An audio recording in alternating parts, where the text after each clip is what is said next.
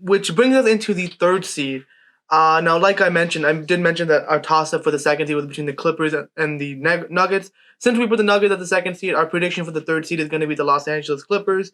Last season, they finished with a 49-23 record that gave them second in the Western Conference.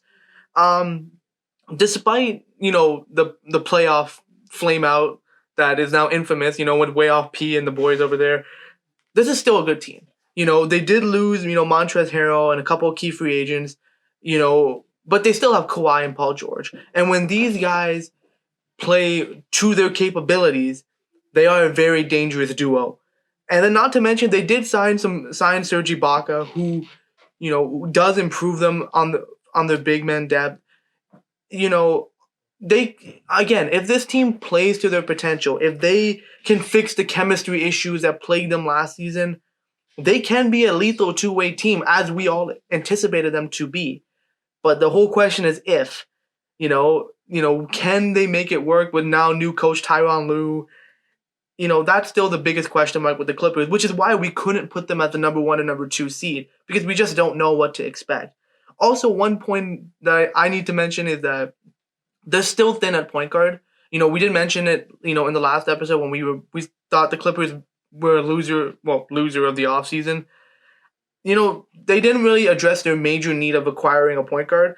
Zisha and I were actually talking during the notes. They could potentially go after a player like Ricky Rubio, who could be a decent fit for them, if they can make, some type of trade with whatever assets they can find. Which they don't really have. Exactly. Again, that's where the one probable asset they have is, or actually two, I would say, Lou Kennard's contract, Lou Williams' contract. Yeah. Right? They signed Ivica Zubac to an extension, if I'm not mistaken, last year, or was it this year? Whatever it was, right? And also Serge Ibaka's contract, technically, if you want to be real about it.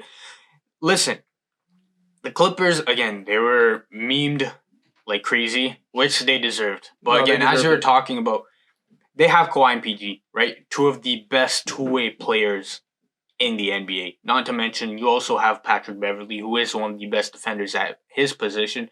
And then you also have two of the, better centers in the league. Two of the, one of the better center rotations in the league with Ivica Zubac and Serge Ibaka.